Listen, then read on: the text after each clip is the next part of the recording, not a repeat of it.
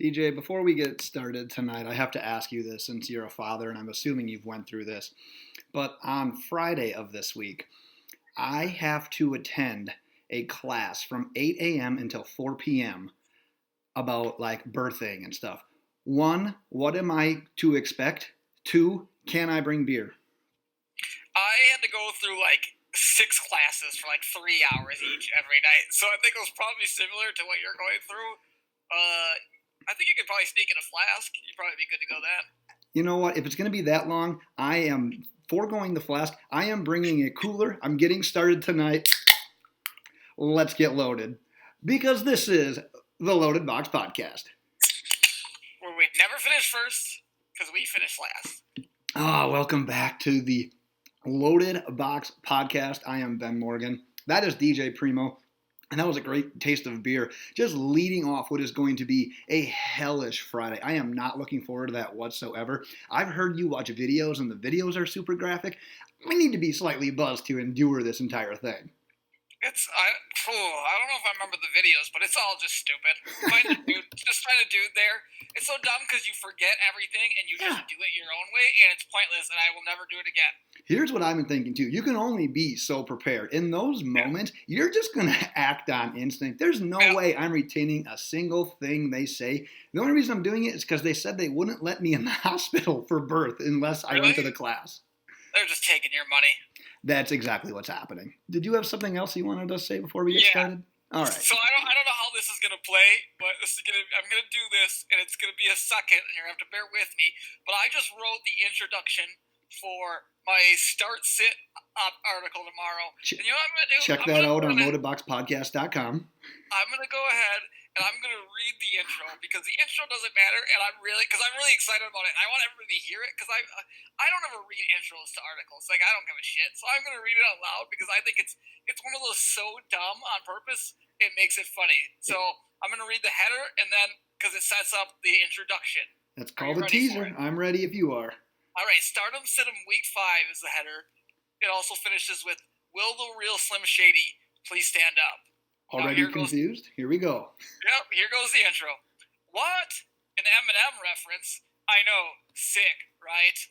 What I'm trying to say with this header is that this is the time of year when the best players start surpassing the guys who had their time in the spotlight. Consistency is king in fantasy football, and you will see guys like Aaron Rodgers, Ezekiel Elliott, and DeAndre Hopkins show up on a week-to-week basis. So Whereas your Hollywood Browns and names like that will fall into the background.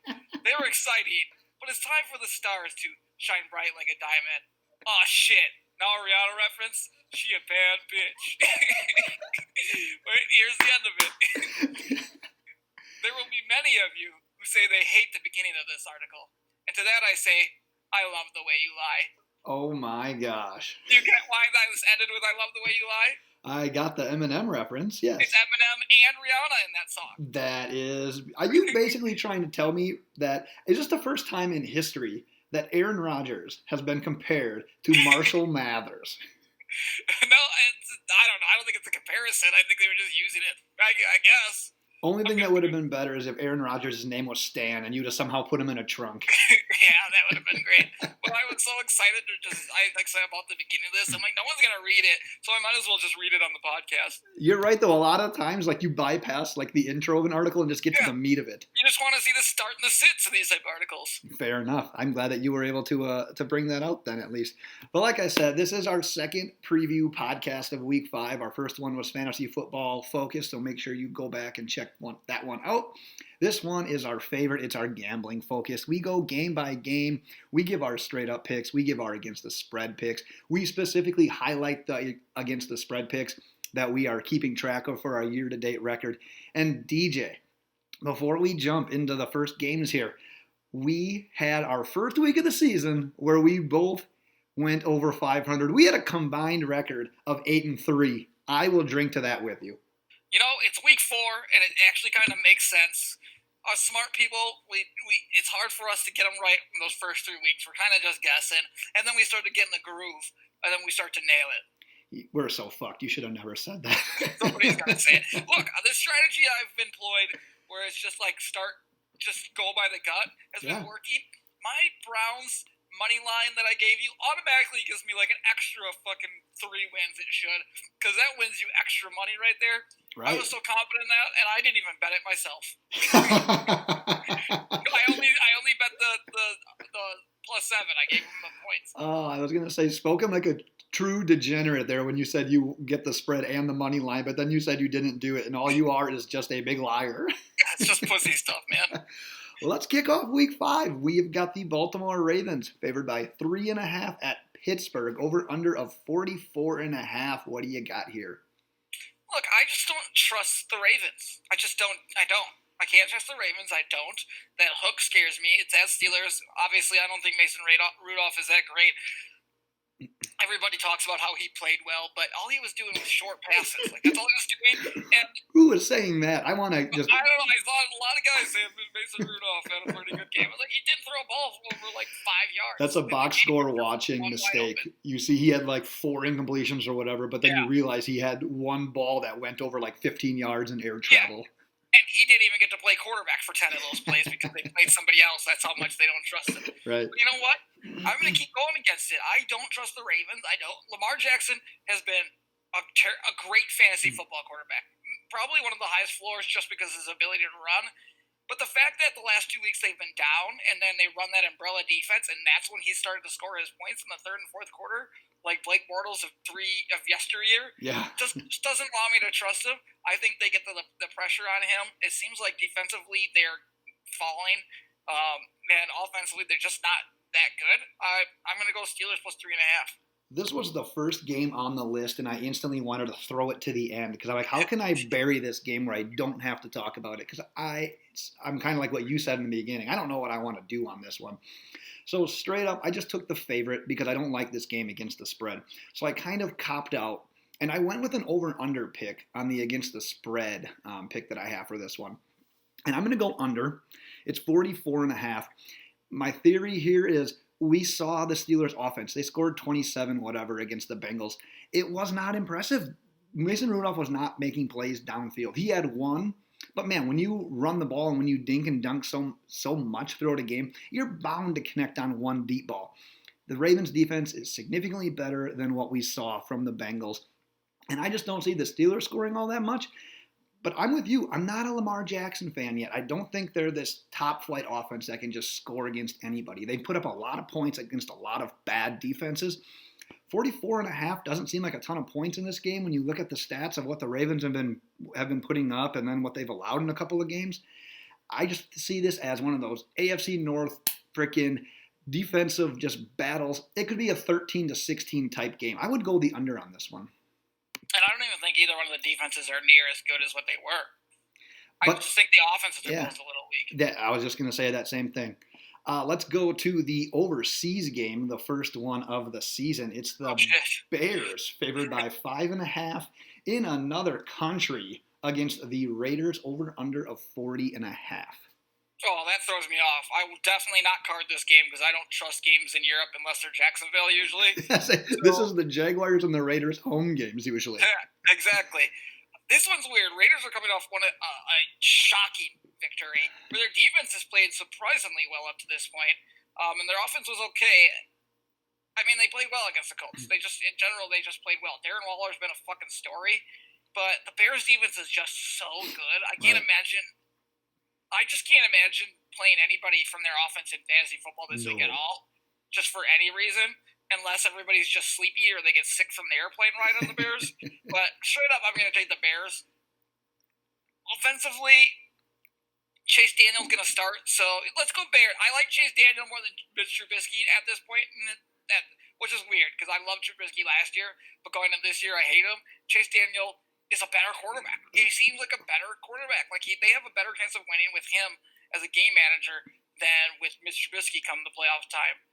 Bears, both ways. That's the thing. The Bears are favored by 5.5 this game with their backup quarterback and Daniels. If they had Trubisky in this game, I bet the line would be about 5.5 or 6. Trubisky's not one of those quarterbacks that moves the line. A quarterback like Aaron Rodgers or Drew Brees or someone, you're going to get significant line movement from one of those guys. It's not going to matter. I'm not going to let who's playing quarterback for the Bears even influence my decision here. I realize it's one of those offshore home games for the Raiders because they're the team that's used to doing this. But you said it all about that defense. I'm not betting against that defense. 5.5 is a lot for this Bears offense, but I don't think the Raiders defense is over the top that great. I think they can win this game by a touchdown. I'm not carding it, but I'm going Bears straight up and against the spread here. Straight up. Straight up. Let's go to the worst game of the season. Maybe of the week for sure, potentially of the season. Arizona Cardinals at the Cincinnati Bengals. The Bengals are favored in a game as a team that hasn't won a game yet this season. They're favored by 3. We have an over-under of 47.5. Next. I'm with you. Let's go. Let's go. Let's make this one quick. Yep. I don't think the Cardinals are good enough. I think the Bengals offense is a little bit more mature and together. I hate of what I saw out of the Bengals, but I'll take the Bengals straight up at home just because they're playing at home, and that's the sole reason. And I'll take the push. You should just go for a tie here. They're just pushing. They're going to push this game. If you can bet the push, do it.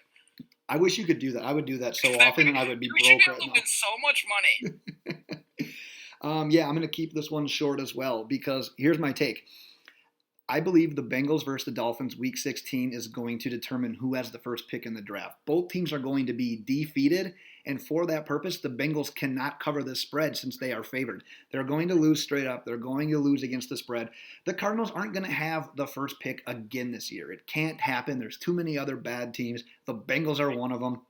Against the spread, I'm going the Cardinals. Not carding it. This is going to be a terrible game. Terrible. Jaguars at Panthers. We've got the Carolina Panthers favored by 3.5, over under of 41. What do you got? This one's interesting because Gardner Minshew has played great up to this point, but the Panthers have, I think, the number 1 pass defense in the league right now.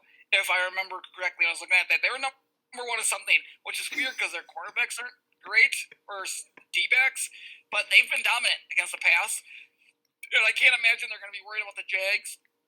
I love Gardner. He's so accurate. He's got big balls. He jumps around like a little guy jumping. And then you've got that means nothing. It doesn't mean anything when it's all right. And then you got Kyle Allen on the other side, who I think is going to come out, not have Jalen Ramsey to go against, and throw a couple of touchdowns. You know what? I'm going to jump on this one. I think the Panthers, everybody's going to be on the Jags side. It makes me feel weird about it, so I'm really uncomfortable. That makes me feel comfortable.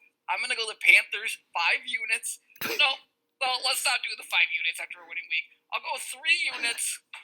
Panthers minus 3.5 against the Jags. They're getting them at home. I love it. Wow, turning it down a little bit after saying you figured out the NFL this week. I love it.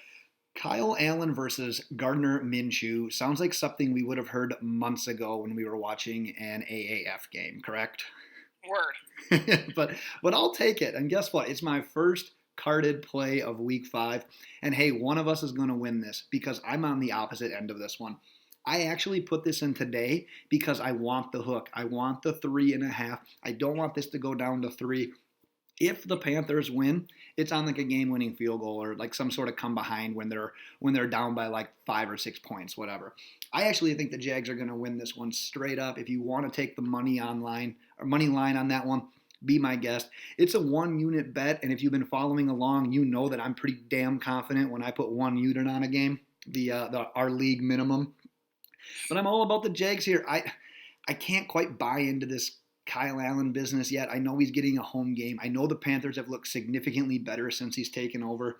But that Jaguars defense is next level when they're on. And Minshew has proven that he can go up against pretty good defenses. He went up against the Titans and I don't want to say he dismantled them on Thursday night, but that wasn't even a game like after the first quarter. He handled them. Titans defense is better than the Panthers defense. By the transitive property, the Jaguars should have no problem with the Panthers. Take the money, take the points, take the Jags, 1 unit. Jag off. Is that next? Yep. I just like to say things. Fair enough. Vikings 5.5 at the Giants. Over under 44. What do you got? This Giants story has been great and cute, and Daniel Jones has been great and cute and everything, but I mean, they haven't really played a quality opponent at this point. Right. The Vikings coming off a bad loss, they're just not looking good against the Bears. Kirk Cousins being ridiculed. I mean, I talked about Kirk Cousins in the Daily Fantasy episode. 5.5 points. I think they go in whipping the ball all over the place. They're throwing it. Stephon Diggs will be there. He'll put up a touchdown, 100 yards. Thielen will put up a touchdown, a couple touchdowns and 100 plus yards. I think they just dominate this game. I think they dominate it. You know what? And just like you, I'm at it. I'm adding it. Let's go. Gut feeling 5 units. That feels like a great one. They should blow them the fuck out. Vikings -5.5. Oh, well, now we're really screwed because it's my second carded play of the week, and I am putting 3 units on it, so you should be damn nervous that it's not a 1 or a 2 unit game for me. But everything you just said, I don't envision a way, if the NFL doesn't totally bluff us here, which it's been known to do, that the Vikings don't win this game by a touchdown or more. I don't care that it's on the road. I don't care that the Giants have won their last 2 games. I don't care that the Vikings looked terrible on offense against the Bears. None of that's going to matter in this game. The Vikings are I don't want to say week 5's win now or a must win, but in that division, especially with the Lions playing well and competing with the Chiefs in their only loss of the season, you're going to have to start winning some games if you want to compete for this division and even compete for a wild card in the NFC because it's pretty stacked. No way the Vikings lose this or win this by less than a touchdown. I'm 3 units Minnesota all day. We do all realize the Vikings are going to go 6-10. They're 2-1-1 and had a decent game against the Chiefs at home where they just wanted to give the ball away constantly. Let's all slow down on the Lions. The Lions? I thought you said the Vikings are going to go 6-10. Did you mean the Lions? I meant the Lions. Yeah, I thought I said the Lions, but that's in my head. I said the Lions. I'm just saying, let's slow down. Let's slow down with the Lions. They're still going to end up last place in the division. Well, we can slow down on them because they're on a bye week. We'll never have to talk about them again today. I mean, they're 2-1-1 and their tie game against the fucking Arizona Cardinals. Yeah, week 1. Things happen. Yeah, no. And that's the game you should win. You're going against a rookie quarterback in his first game. They should have. They had that shit. You're an experienced quarterback in your second year with a coach. It's ridiculous. Well, that's the thing. I mean, they had the game, too. Won until the end. They gave up all the points. But pussies. Hey, you don't want to talk about the Lions. We don't have to talk about the Lions. Let's go to the biggest spread on the board this week. Once again, it's the New England Patriots. Favored by 15 at the Redskins, over under of 42.5. Jay Gruden was asked who his starting quarterback was this week. He said, I have no idea. DJ, what do you have here? I mean, obviously he knows, but do the Patriots have the easiest schedule in all the NFL up to this point? It's unbelievable. Every single week. They're good enough to compete against anybody. But, man, they have just gotten some trash teams to just get shit figured out. I mean, I think you're going to see a major fall off from this with the Patriots after this game. I honestly, going forward, I'm going to fade the Pats. I don't even know what their next game is. I don't know their next 3 games. I'm going to fade the Pats for a couple of games just because the hype train is going to be so high because they beat the shit out of 3 really bad teams, and then we're close against an average Bills team with a good defense. Good defense, yeah. But Pats -15, Pats straight up. It doesn't. I mean, it's the Redskins. Who gives a shit? I cannot ever bet on the Redskins. I definitely can never really bet against the Patriots. So I don't need to add any more. I'm Patriots straight up. I'm Patriots against the spread. Not a carded play, though. I don't know why it should be. They should win this game by 30. I might add it later if I drink enough at that birthing class. But other than that, I'm not going to touch it. Wait, that class is on Friday? Friday, yeah. So it could be a long weekend. Would you rather do that or go to work? What a great question. Damn. Let me think about that as we podcast. I'll just shout out an answer at some point. That's a tough one.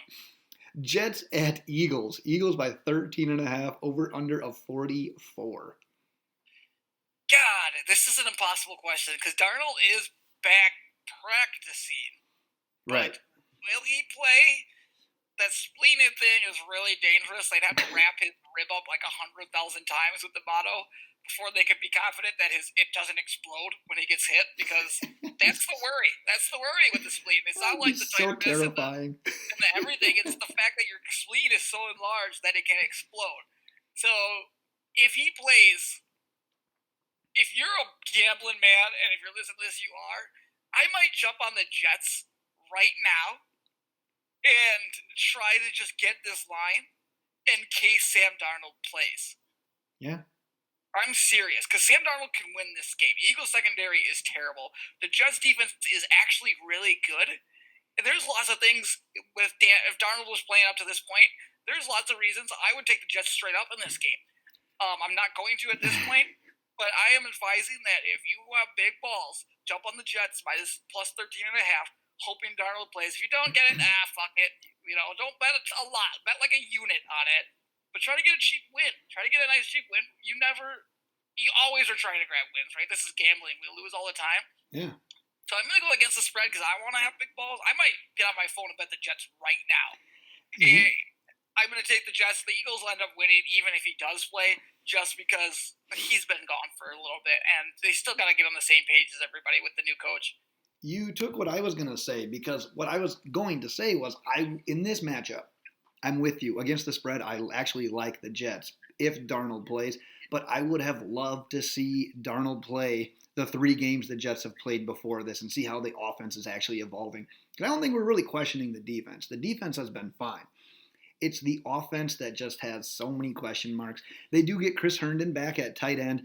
Whether or not that's a difference maker, I don't know. It seemed like Darnold and him had some nice chemistry last year at points.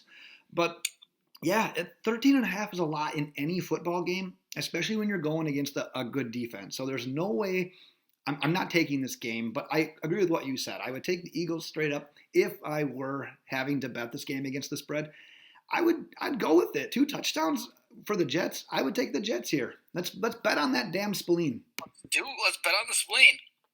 Before we get to the Bucs and the Saints, I'm going to let you know that in the conundrum between work and baby class, I'm going to take baby class because on the list of things to bring was a pillow and a blanket. That's nice. Usually not on my list of things to bring to work, so I may have a chance at a nap here if the lights are low. I'm pretty confident that both the pillow and the blanket are going to be for your wife and not for you. I'm going to bring 2 pair. 2 pair? like Nelly? Let's just do all the rap stuff right here. My Air Force Ones. Oh, yeah. Bucs at the Saints. Saints favored by 3 over under of 47. Go. So this one, I just decided is going to be one of my carded games. Everybody's going to be on the Saints in this game. The last 2 weeks, the Saints have covered. They've played well defensively. But you know what the Bucs have done to running backs this year? They shut down Christian McCaffrey. Made him irrelevant in the game they played. They injured Saquon Barkley. They made him irrelevant just because they injured him. These guys fly around to the ball. Like, these guys got Sue. They've got, I know White's been injured, but they've got Levante David. This defense, these guys, watching these guys is exciting. I actually enjoy watching the Bucs defense. And my boy Jameis is letting the ball fly around. Secondary for the Saints is weak. I know they dominated defensively last week, but that's because they were able to get to the passer. I love this Bruce Arians offense. I love Jameis Winston. I said it before the season. I've got a boner. It's probably the wrong time to jump on the Bucs because they've been hot these 2 games. But 3 points, I'm taking it. I don't care if they're playing in the Dome. I don't care about the ghosts. Whatever everybody says, ghosts of the Superdome. I am taking the Bucs plus 3. Fucking 5 units. Let's light it up. Everything you just said, I'm saying the exact opposite. You said all these great things against the Bucs defense. The Bucs defense has been getting torched. What, they give up 75,000 yards to the Rams and a couple hundred points last week? The Saints defense is the one you need to talk about. They've just shut down the Cowboys, held them to basically nothing. Cowboys stink in the prime light. They do. But here's the thing. The Saints offense, it hasn't been all that great without Drew Brees.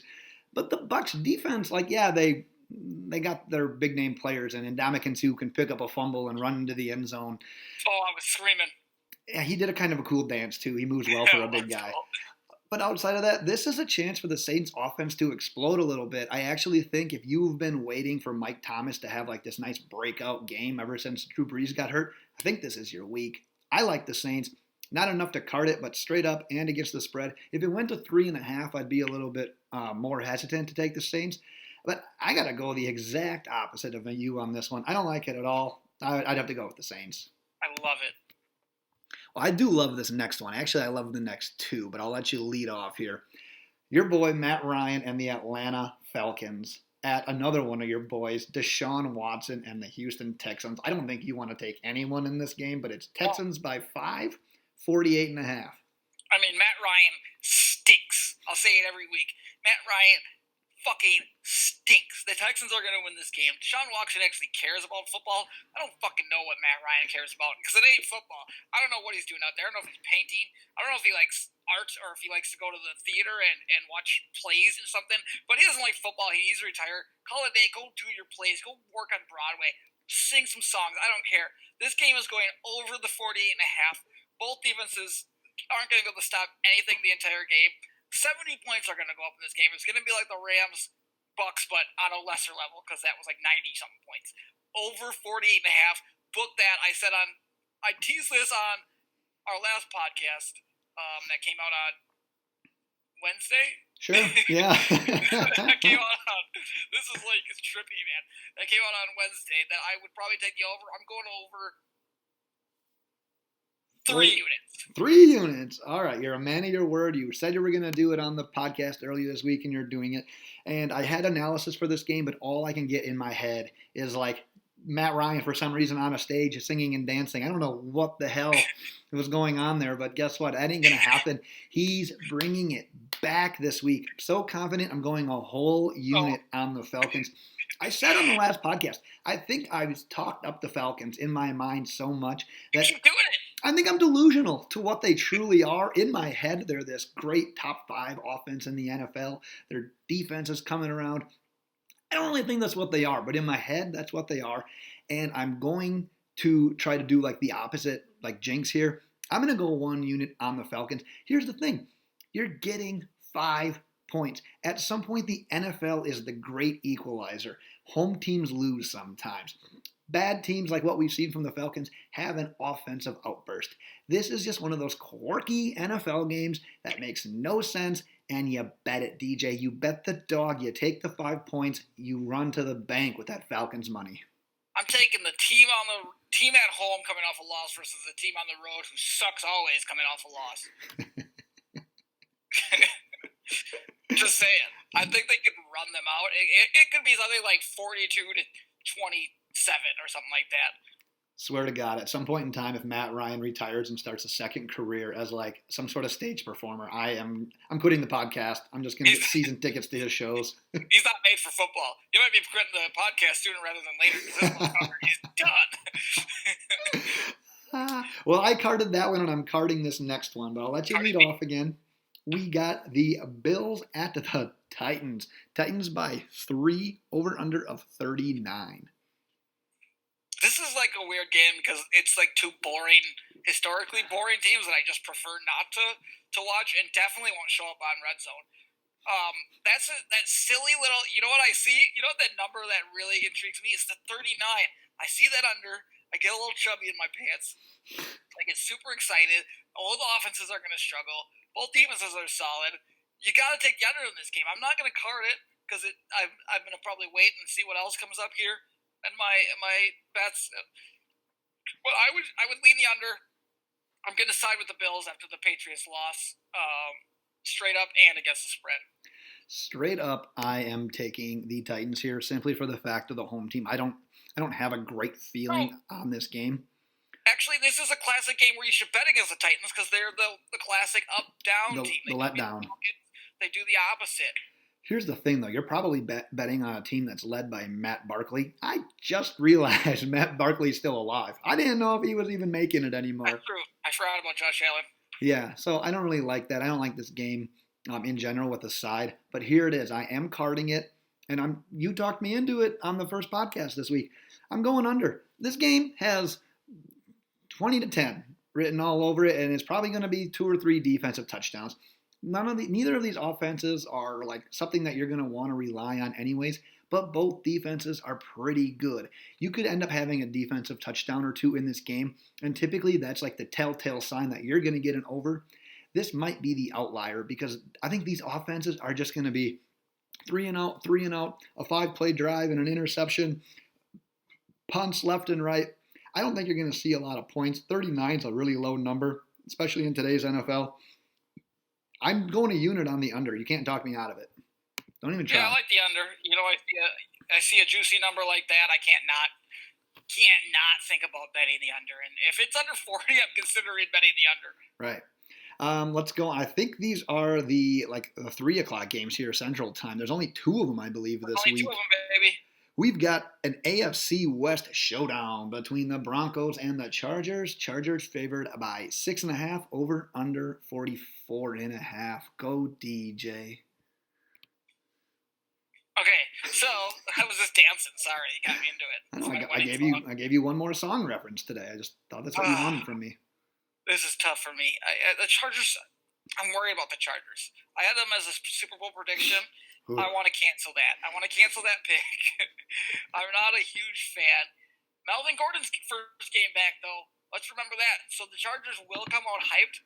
Melvin Gordon is probably going to go off against the Broncos. Hopefully he's still in shape. Austin Eckler will get mixed in. Broncos have a bad run defense. They'll run the ball. They'll play action. They'll throw it to Keenan Allen. They get them at home. Maybe that'll energize them. So let's go Chargers straight up. The Broncos stink. They can't score. I can't see myself. No, they'll lose by 10. Let's go Chargers. Way to really talk yourself into that. I'm with you on the Chargers, man. They were my team. At one point, I was thinking that they could win the West. I was like, well, they're a playoff team. They can compete for a Super Bowl. They just haven't shown to be like that super complete team here that I thought that we both thought they could end up being.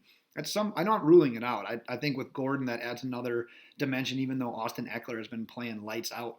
But having both of them obviously isn't a bad thing. Here's the thing. Straight up, I have to take the Chargers in this game.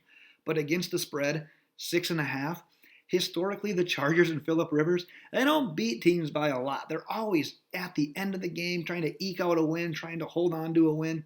And I know the Broncos aren't anything special. They lost one of their best pass rushers to a torn ACL in Bradley Chubb.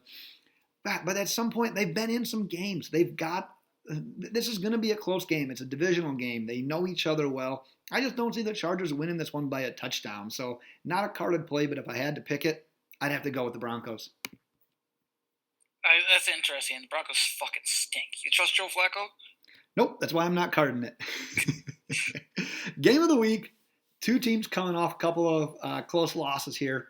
Green Bay Packers at the Dallas Cowboys. Cowboys with 3 in the hook. 47 is your over-under. Look, I'm worried about Devontae's probably not going to play, so that's already a notch in the favor. I don't understand how the Cowboys are only favored by 3.5, but Devontae potentially out, and the fact that we can't stop the run. The only thing I can think of, is that we just mentally fucking own the Cowboys. Like, think about the last 3 Cowboys-Packers game. It's been us just screwing them in the butthole. Like, that's just what it is. We have these incredible comebacks. They have the catch, whatever, Des Bryant game where everybody thought the Cowboys should have won. Even if they called it, there were 4.5 minutes left or something in that game, so whatever, it didn't really matter. But we've just been mentally owning the Cowboys. We live rent-free in their head. Us, me, the Green Bay Packers, we're all one. I'm an owner, no big deal. You're right, it is no big deal. But in order not to jinx anything, I'm taking Cowboys. I love the pick. So you're not carding this, I'm guessing. No, absolutely not. Neither am I. And I'm going to tell you, on my little piece of paper here where I keep my notes of who I'm going to take, I had the Packers against the spread because I loved that hook. And honestly, you might have talked me out of it because I forgot how, not bad, but really, really underwhelming the Packers offense looked once Devontae Adams got taken out of that game.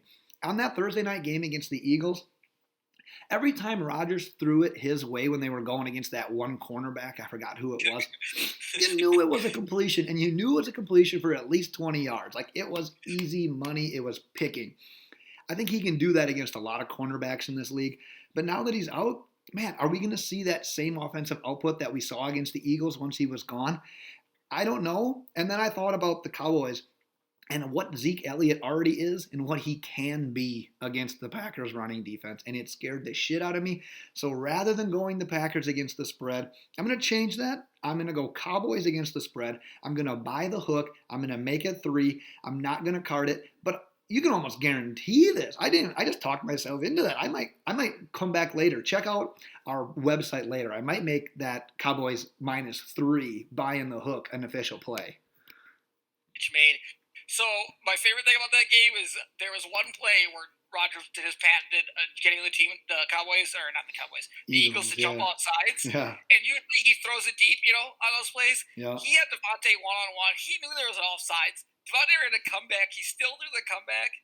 And then Devontae had that guy so burnt, he ran like for 30 more yards. And that was actually the play that he got hurt on, which sucked. But it was hilarious. I'm like, why is he not throwing it deep? And then when he completed Devontae, I was like, oh, it's that guy fucking trying to cover Devontae again. Just smoke. That guy was burnt toast the entire game. It was great. There were very few things that were as automatic last week as Rodgers to Adams. That was a great fantasy day. The fact that he didn't score a touchdown was a bit depressing, but jeez, it was stealing. That was like a receiver, any NFL receiver going against me. Yeah, and as a former all-pro cornerback, once you guys get that, once the cornerback gets that nervousness in their head, they just it's their mind is screwing them from there on. Like, they are just done. They're nervous every time he comes near them. He doesn't want anything to do with them. He can't make the decisions. It's like having the yips in golf. Like, nothing goes right for you at that point. As a reminder, this is the Loaded Box podcast with Ben Morgan and DJ Hayden. Go ahead and Google him. That's your all-pro former cornerback. All-pro. Let's go on to Sunday night. I'm excited for this game. It feels weird. I wish Andrew Luck hadn't retired. I wish he was healthy because Luck versus Mahomes on prime time would be great. But we get Jacoby Brissett and the Colts at the Chiefs. Chiefs favored by 11, over under of 56. DJ, what's your take? I wrote down my pick in this game on my card two conversations ago. So when we were talking about the Broncos Chargers, let me tell you something about this. Chiefs have not covered the spread in the last two games. I repeat, the last two games. I know this because I've lost on them in both of them. I am gonna keep on that train. I'm jumping right back on the Chiefs -11. They will not keep not covering the spread. Alabama doesn't just not keep covering the spread. If you're gonna bet this week in college football, bet Alabama. They didn't cover last week. They're definitely gonna cover this week. I know that because I lost on Alabama. So there's no way statistically the Chiefs don't cover this spread. It seems like a lot of points. They're not going to fumble the ball. They're playing at home. They're going to blow these fuckers out. They haven't covered the last two games. You have to bet the Chiefs. That's just the right pick. What's five units. Oh, five units. Yeah, I've never been more confident. What's the old statement? Good teams win, great teams cover? That's exactly it. All right, that's the strategy. Straight up, obviously, I'm going the Chiefs here. Here's the one thing that's kind of holding me back from taking that game against the spread.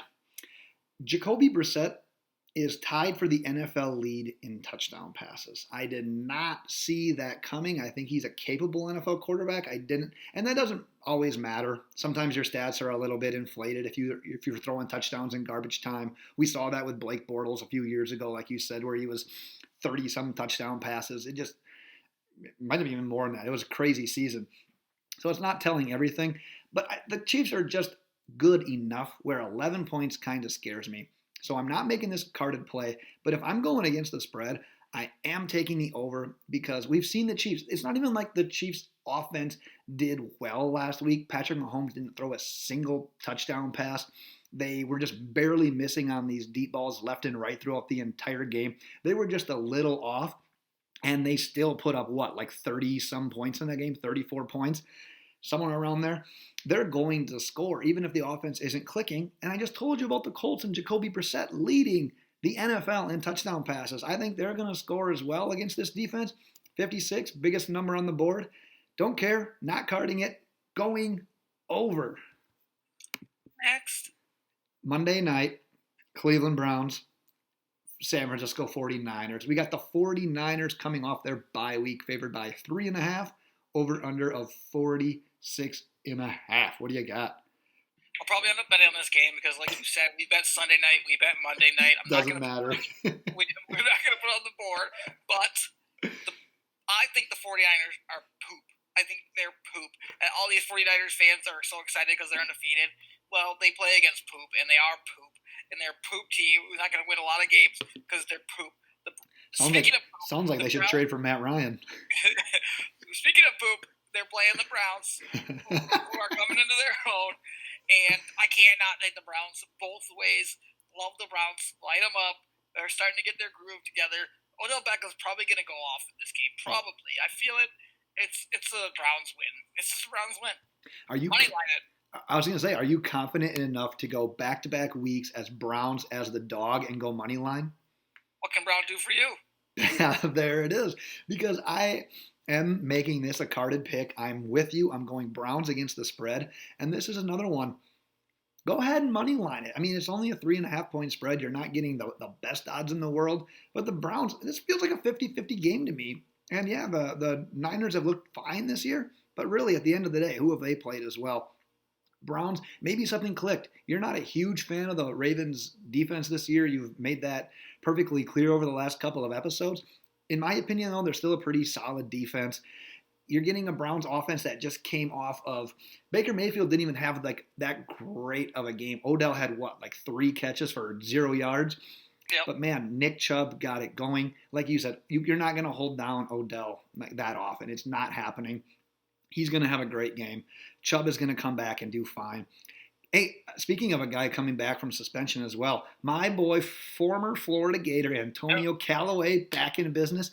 The guy hasn't really proven all that much, but I think he's going to add even another element to this offense that they were missing a little bit. You're not going to be able to focus in on just keying in on Odell Beckham. We saw Landry go off. Hopefully he's back from his concussion issues. It sounds like he's going to play. You get all 3 of those receivers. You get Chubb coming off of damn near a career day. You get Baker that's getting his swag back. Money line this. Bet it against the spread. Do everything. Browns 1 unit.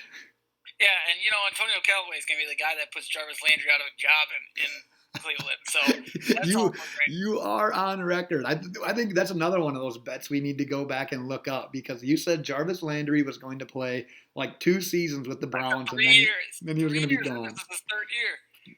And I said, no, you can't possibly do that. I'm literally going to nail it. I'm dead on. This is Jarvis Landry's last year. For those people who don't know, Ben does this little psychology trick on himself that somehow he thinks worked. If he's betting a 1-unit game, you should bet it 5 probably because that's what he's most confident. And if it's a 5-unit game, go opposite. Avoid it. You said it better. Just cancel it. Go opposite. Just do anything you can. There was one. I got to look back up here. It was my 3-unit game. Oh, it was the Vikings. I initially was like, dude, 5-unit game of the week. And then I was like, fuck off, Ben. I'm going to jinx it. I've got too many Vikings on my fantasy team. Don't go that many. So I backed it down to 3. He's a scared bitch. Well, I'm pumped that you teased your article. That's going to be coming out. We're recording this on, what day is it today? Wednesday? Your article is going to be out on Thursday. It's the weekly Start Sit article. Make sure you check that one out. It's on loadedboxpodcast.com. You can find it also on Twitter at loadedbox. Before we wrap this puppy up, DJ, any last words of advice heading into week 5 or anything for the greater cause? Was I supposed to have something there that I wasn't told about? I just always give you the floor in case you wanted to spit something else out before we wrap it up. Not nothing. All right, neither do I. Stay tuned. Next episode, we'll be back next week to discuss our Week 6 fantasy football preview. We're available on iTunes, Google Play, Spotify, YouTube. Subscribe, rate, and review. DJ, let's make some damn money this Sunday. Let's make babies on our class on Friday. And let's bring a bunch of beer and let's just get loaded, all right? Bye.